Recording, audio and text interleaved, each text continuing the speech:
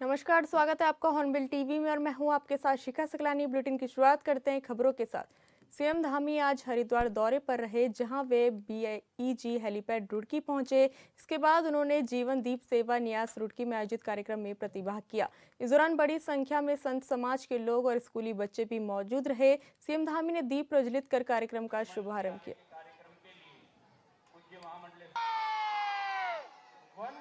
नारायण सेवा की भावना को आज धरातल पर चरितार्थ कर रहा है। जीवन दीप आश्रम के प्रत्येक आयोजन में आध्यात्मिकता और समाज सेवा का अद्भुत समन्वय दिखाई देता है, जो जनमानस को प्रेरित करने का कार्य करता है। इस पंचदीप महोत्सव में जहां एक और आध्यात्मिक चेतना से प्रेरित सप्तचंडी महायज्ञ, श्री भक्तमाल कथा, कन्या पूजन जैसे धार्मिक कार्यक्रमों का आयोजन किया जा रहा है, वहीं हमारी बालिकाओं के सामूहिक विवाह और बच्चों के पाठ्य सामग्री वितरण जैसे सामाजिक कार्य भी किए जा रहे हैं। आज हम अपने अमर बलिदानियों की स्मृति में शहीद चौक का भी उद्घाटन कर रहे हैं और ये चौक हमारे अदम्य साहस, अटूट राष्ट्रभक्ति, सर्वोच्च बलिदान के प्रति हमारे कृतज्ञता के भाव को प्रकट करता है। ये हमारी आने वाली पीढ़ियों को त्याग, बलिदान और पराक्रम की याद दिलाता रहेगा। इसी के साथ आज इस परिसर में इस सभागार को हम सब लोगों ने अभी लोकार्पित किया है। पूज्य स्वामी सत्यमिंद्रानंद गिरी महाराज उनके नाम पर और सिद्धबली हनुमान द्वार सेवा भावना और भक्ति मार्ग के सशक्त केंद्र के रूप में, सशक्त केंद्र के रूप में समाज को प्रेरणा प्रदान करेगा। भाइयों बहनों, आज हम आदरणीय प्रधानमंत्री श्री नरेंद्र मोदी जी के नेतृत्व में हमारी सनातन संस्कृति की पताका आज संपूर्ण विश्व के अंदर लहरा रही है और दुनिया के देश हमारी प्राचीन संस्कृति और दर्शन की महानता से परिचित हो रहे हैं। आज चाहे भगवान रामलला का भव्य दिव्य मंदिर का निर्माण हो, बद्रीनाथ, केदारनाथ जैसे हमारे धामों का नवनिर्माण, पुनः निर्माण का कार्य हो, बाबा विश्वनाथ के गलियारे का भव्य दिव्य काशी बनाना हो या महाकाल लोक का निर्माण हो, हमारी सभी धार्मिक धरोहरों को आज सजाया जा रहा है, संवारा जा रहा है और हमारी सांस्कृतिक चेतना को पुनर्स्थापित करने के प्रयास किए जा रहे हैं। आदरणीय प्रधानमंत्री जी के मार्गदर्शन में हमारी सरकार देवभूमि उत्तराखंड को विश्व की आध्यात्मिक राजधानी के रूप में स्थापित करने के लिए निरंतर कार्य कर रही है। हम जहां एक और केदारखंड और मानसखंड क्षेत्र के सभी मंदिरों का सौंदर्यीकरण के लिए अनेकों कार्य कर रहे हैं, वहीं हरिपुर कालसी में यमुना तीर्थ स्थल के पुनरुद्धार की दिशा में भी प्रयास किए जा रहे हैं। साथ ही हरिद्वार ऋषिकेश कॉरिडोर के साथ ही शारदा कॉरिडोर के निर्माण की दिशा में भी कार्य किया जा रहा है। इसके अतिरिक्त हमने भारतीय संस्कृति, दर्शन और इतिहास के गहन अध्ययन के लिए दून विश्वविद्यालय में सेंटर फॉर हिंदू स्टडीज की स्थापना भी की है। भाइयों बहनों, हमारी सरकार देवभूमि उत्तराखंड के सांस्कृतिक मूल्यों और डेमोग्राफी को संरक्षित रखने के लिए पूरी तरह से संकल्पित होकर कार्य कर रही है। हमने प्रदेश में जहां एक और सख्त धर्मांतरण रोधी कानून, सख्त दंगा रोधी कानून को लागू किया है, वहीं लैंड जिहाद, लव जिहाद और थूक जिहाद जैसी जिहादी मानसिकताओं के खिलाफ भी कड़ी कार्रवाई सुनिश्चित की है।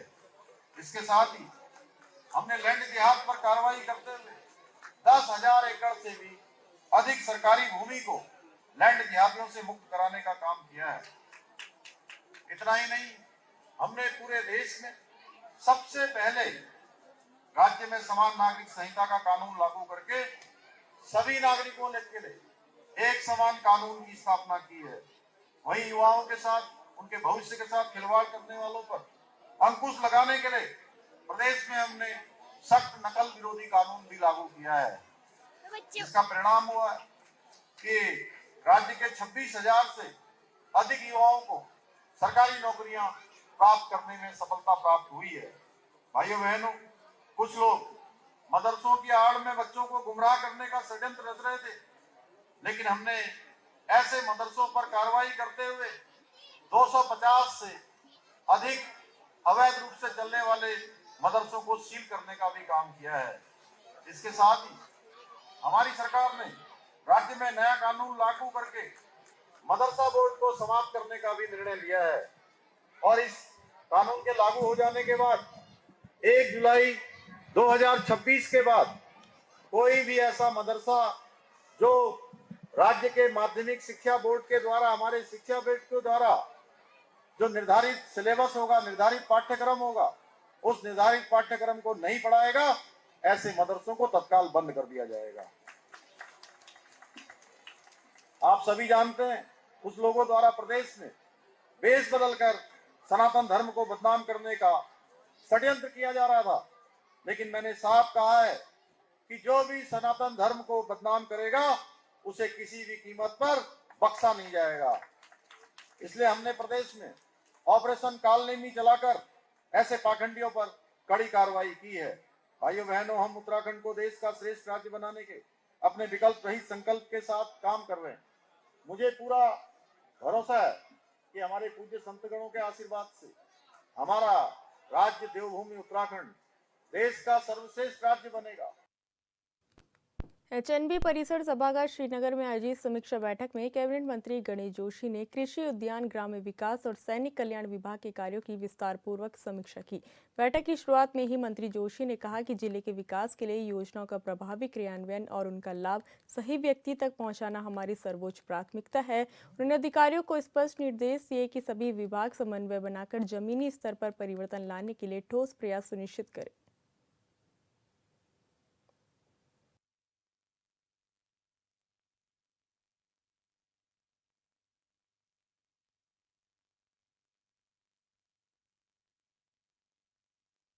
मैंने ग्राम विकास, कृषि, उद्यान व सैनिक कल्याण विभाग की समीक्षा बैठक यहाँ पर की है। लगभग 2 घंटे की इस बैठक में सभी विभागों ने अपनी प्रगति रिपोर्ट यहाँ पर दी और जिस हिसाब से हमारे अधिकारी कर्मचारी काम कर रहे हैं मैं उससे संतुष्ट हूँ। लेकिन साथ ही मैंने ये कहा कि जो हमारी योजनाएं हैं, चाहे केंद्र की हो चाहे प्रदेश सरकार की हो, क्योंकि आज देश का प्रधानमंत्री नरेंद्र मोदी जी अगर सबसे ज़्यादा चिंता करते हैं तो हमारे किसान की करते हैं। देहरादून के प्रेमनगर मुख्य बाजार में आधुनिक सुविधाओं से लैस पहला hitech pink grey smart toilet बनकर तैयार हो गया। बता दें कि महिलाओं के लिए पिंक टॉयलेट और पुरुषों के लिए ग्रे टॉयलेट में automatic sensor best wash basin, महिलाओं के लिए सैनिटरी पैड मशीन और सीसीटीवी निगरानी जैसी प्रीमियम सुविधाएं उपलब्ध हैं। वहीं प्रेमनगर के स्थानीय लोग, व्यापारी और यात्री अब स्मार्ट टॉयलेट के माध्यम से बेहतर स्वच्छता और उच्च स्तरीय सुविधा प्राप्त कर सकेंगे। जल्द ही नगर निगम देहरादून पिंक ग्रे टॉयलेट को औपचारिक रूप से जनता को समर्पित करेगा।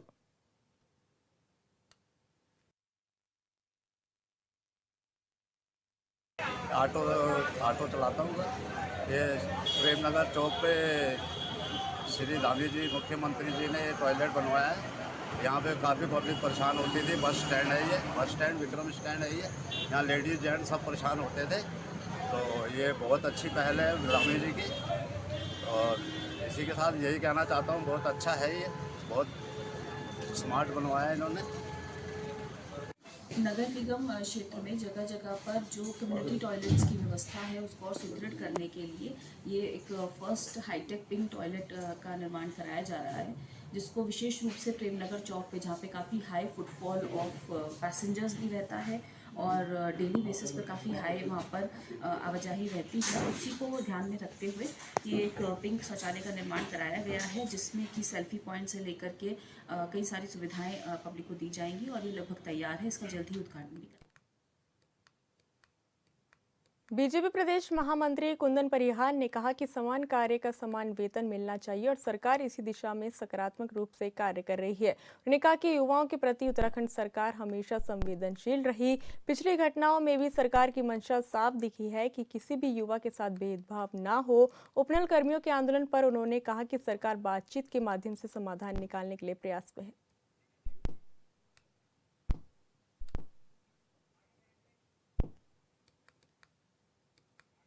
जिला कांग्रेस कमेटी अल्मोड़ा के तत्वाधान में कर्मचारियों पर एस्मा लगाने के विरोध में धामी सरकार का पुतला दहन किया गया। कांग्रेस जिला अध्यक्ष भूपेंद्र भोज ने कहा कि आज बीजेपी सरकार तानाशाही पर उतर आई है। आज पूरा प्रदेश आंदोलित है। कर्मचारी अपनी जायज मांगों को लेकर आंदोलन कर रहे हैं और मुख्यमंत्री अघोषित इमरजेंसी लगाकर कर्मचारियों का उत्पीड़न कर रही है, जो दुर्भाग्यपूर्ण है।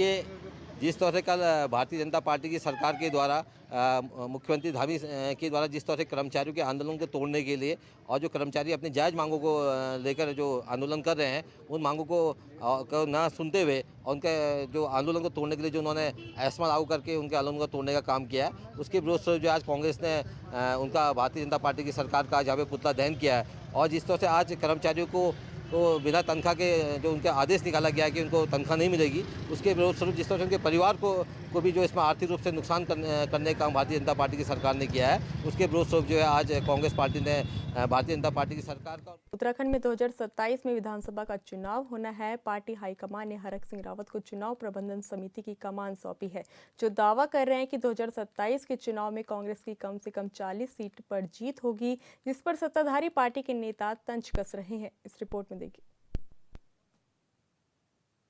जो गांव में महिला रह रही है, उस महिला को कम से कम 10,000 रुपया दिया जाना चाहिए।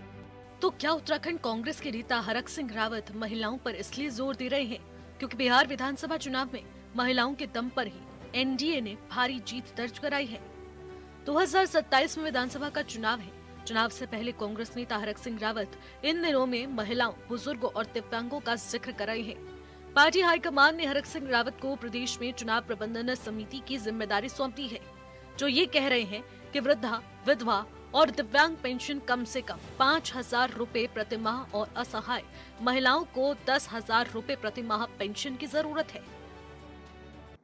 मैं आज आपसे कह रहा हूं, विधवा, वृद्ध और विकलांग जो पेंशन है वो 5,000 रुपए होनी चाहिए। विकलांगों की पेंशन 5,000 होनी चाहिए कम से कम। आज 1,000 में या 1,500 में कैसे कोई जीवन यापन कर सकता है, पहले मुझे बता दो। तो वृद्ध, विधवा, विकलांग पेंशन कम से कम 5,000 होनी चाहिए। हमारे जो विकलांग संघ है उनकी मांग भी है कि बेचारे असहाय हैं। आप अपनी राजनीति पे खर्च करने के लिए तो करोड़ों रुपए खर्च कर सकते हो, लेकिन आप प्रदेश के उन बेचारे विकलांगों का जो हाथ सफाई जाए, आंखों सफाई जाए, पैरों सफाई जाए, उनको 1,500 रुपए पेंशन दे रहे हो। इस महंगाई के जमाने में 1,500 पेंशन नहीं चलेगी, 2,500 भी नहीं चलेगी। कम, हालांकि 5,000 रुपए में नहीं गुजर बसर होगा उनका। तो हर वृद्ध, विधवा को और विकलांग को कम से कम 5,000 रुपए पेंशन होनी चाहिए। ये मांग आज हम कर रहे हैं, क्योंकि इन्होंने चुनाव में देना है 10,000 रुपये। अरे कम से कम 1 महीने 2 महीने देख के क्या करोगे? हम तो आज मांग कर रहे हैं प्रदेश सरकार से। खैर, महिला को, जो गांव में महिला रह रही है, उस महिला को कम से कम 10,000 रुपया दिया जाना चाहिए।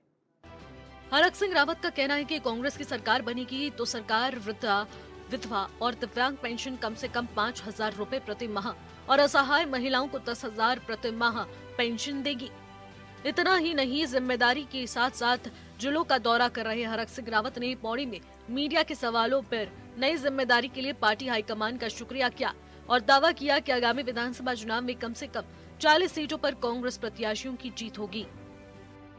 पार्टी ने मुझ पर भरोसा जताया है, एक जिम्मेदारी दी है, तो मैं पार्टी के अपने हाईकमान का बहुत हृदय से आभारी हूँ। और मैंने पार्टी को पहले भी वायदा किया था। मैं अपने राष्ट्रीय नेताओं सबसे जब भी मिला हूं, मैंने उनसे कहा कि आप हम पे भरोसा करेंगे, हम 40 सीट जीत के दिखाएंगे। इतना ही नहीं, उन्होंने गैरसैंण को लेकर भी बीजेपी सरकार की नीतियों पर सवाल उठाया। हरक सिंह रावत ने कहा कि जो सरकार जिलों में वरिष्ठ अधिकारियों को बैठाने में नाकाम रही, उस सरकार से गैरसैंण को स्थायी राजधानी बनाने की मांग पर भी बेईमानी ही है। उन्होंने कहा कि भाजपा विपक्ष की भूमिका अच्छी निभाती है और कांग्रेस सत्ता में अपनी भूमिका निभाने के लिए बेहतर काम करती है। हरक सिंह रावत ने इस बात पर जोर दिया कि सतपाल महाराज जैसे नाम को भाजपा राज में उपेक्षा का शिकार होना पड़ रहा है। खुद उनकी विधानसभा की जनता उनकी उपेक्षा को लेकर सवाल खड़ी कर रही है, क्योंकि सरकार सभी मोर्चों पर फेल है। कि कांग्रेस इन सारे मुद्दों पर लड़ाई लड़ेगी। आज लोग गैरसैंण की बात कर रहे हैं। माने हरीश रावत जी ने कहा गैरसैंण हमारी पार्टी राजधानी बनाएगी। मैं भी पक्षधर हूं, लेकिन मेरा एक सवाल है, क्वेश्चन है कि भाई आप मंडल मुख्यालय पौड़ी में जब अधिकारियों को नहीं बैठा पा रहे हैं तो गैरसैंण की बात करके ये बात गैरसैंण की भाजपा कह रही है कि हम गैरसैंण को राजधानी बनाएंगे या गैरसैंण, तो ये बेवकूफ बनाने वाली बात है। जिस दिन पौड़ी के मंडल के सारे अधिकारी, ऐसा नहीं कि 3 दिन के लिए कमिश्नर आ रहा और हाजिरी ले रहा है, और कैसे संभव हो भाई? मुख्यमंत्री का सचिव या तो मुख्यमंत्री सचिव ही रहने दो उसको। क्या अधिकारियों की कमी होगी क्या इस सरकार के पास? केंद्र में भी इनकी सरकार है, अगर अधिकारी कम है तो भारत काउंटर ले लेना भारत सरकार से। इधर बीजेपी के विधायक विनोद चमोली ने कांग्रेस नेताओं की करतूत और जहर जैसी बयानबाजी को उनके बीच वर्चस्व की लड़ाई का नतीजा बताया। उन्होंने कहा कि जब समय से पहले आवश्यक रूप से जिम्मेदारियां तय कर दी जाती हैं, तो यही होता है, क्योंकि विधानसभा चुनाव में अभी बहुत समय बाकी है और चुनाव संचालन और प्रचार समिति प्रमुखों की घोषणा कर दी गई है। हालांकि ये सब अध्यक्ष पद को लेकर गुटबाजी को रोकने के लिए किया गया है, लेकिन बिना नाम के खाली बैठे पदाधिकारी अब एक दूसरे को ही ठिकाने लगाने की कोशिश में लगे हैं। हरक सिंह रावत कांग्रेस पर कब्जा करना चाहते हैं और यह हरीश रावत को किनारे किए बिना संभव नहीं है। देखिए, कांग्रेस के अंदर हमेशा ही अंतर्कलह रहा है और इस समय वह वर्चस्व की लड़ाई चल रही है, जिसका मैं प्रमुख कारण जो मैं समझता हूं कि कांग्रेस ने समय से पहले चुनाव प्रबंधन समिति बना दी, चुनाव संचालन समिति बना दी। अध्यक्ष तो पार्टियों के बनते हैं, उसमें तो कोई दिक्कत नहीं है। और हरीश रावत जी भी कांग्रेस का एक बड़ा चेहरा, चिरपरिचित चेहरा है, पुराने राजनीतिज्ञ हैं। तो कुल मिला के वहाँ पर एक वर्चस्व की लड़ाई आज प्रारंभ हो गई है। हरक सिंह रावत जी का संभवतः प्रयास होगा कि वो कांग्रेस को दोबारा से ग्रैब कर लें और वो तब तक संभव नहीं हो पाएगा जब तक हरीश रावत जी को हाशिए पे नहीं लगाते हैं।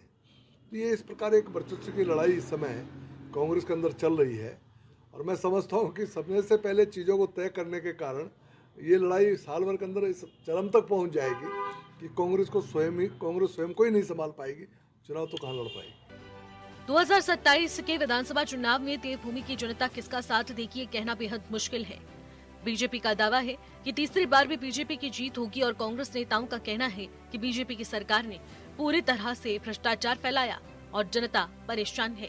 और इन सब के बीच ये तो साफ है कि सत्ताधारी बीजेपी हो या कांग्रेस, सभी का फोकस महिलाओं पर ही है।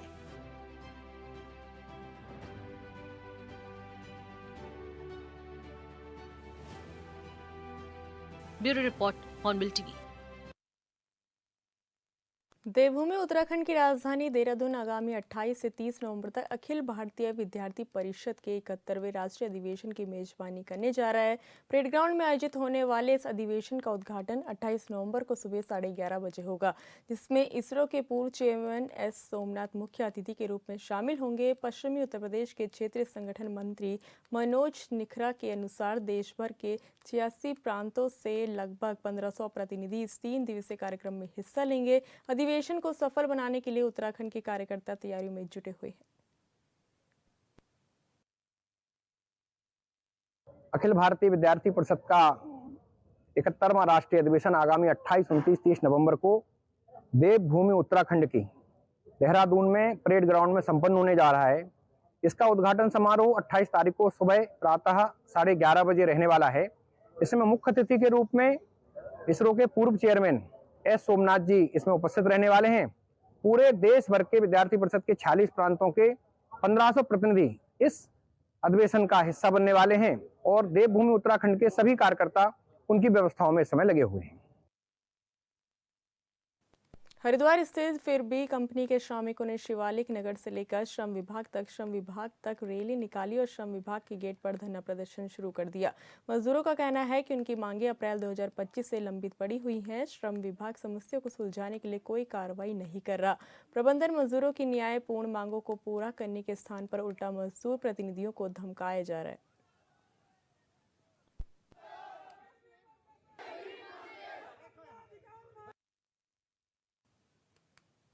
दोन पुलिस को ऑपरेशन कालनेमी के तहत एक और बड़ी कामयाबी हाथ लगी है। फर्जी तरीके से नाम और पहचान बदलकर देहरादून के एक क्लब में काम कर रहे व्यक्ति को दून पुलिस ने गिरफ्तार किया है। व्यक्ति की पहचान ममून हसन के नाम से हुई है, जो कि सचिन चौहान के नाम से देहरादून में रह रहा था। हैरानी की बात यह है कि ये व्यक्ति भारत का नागरिक नहीं, मूल रूप से ये व्यक्ति बांग्लादेशी है और अवैध रूप से कुटचित दस्तावेज बनाकर अपनी पत्नी के संग देहरादून के नेहरू कॉलोनी क्षेत्र में रह रहा था।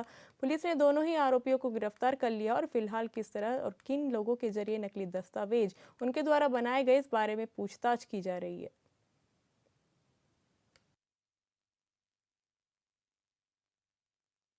इसमें जैसे माननीय मुख्यमंत्री जी का जो ऑपरेशन कालनेमी है, उसमें 3 तरह के फोकस एरिया थे कि इस तरह के जो छदम भेष में, जो साधु भेष में या अन्य भेषों में जो धार्मिक अपना चोला पहनकर और लोगों को ठगते हैं या जो लोगों को खासकर बुजुर्ग महिलाओं और इन लोगों को टारगेट करते हैं, तो उस पर ये ऑपरेशन हमारा लगातार चल ही रहा है। साथ ही साथ इसमें ऐसे कालनेमी को भी ट्रेस करने की बात हुई थी जो जैसे खासकर जो बांग्लादेश और इधर से आकर पहचान बदल कर यहाँ पर भारत में और खासकर देहरादून में रह रहे हैं, इनके लिए भी कार्रवाई चल रही थी, जिसमें 17 लोग अब तक हमने यहाँ से पकड़े थे, जिसमें 9 लोग जो है डिपोर्ट भी हो चुके हैं इसमें, जो और बाकी 7 लोग अभी विभिन्न जेलों में जो है यहाँ पर अभी हैं, जिनकी कार्रवाई अभी चल रही है। फिलहाल इस बुलेटिन में इतना ही। आप देखते रहिए हॉर्नबिल टीवी। नमस्कार।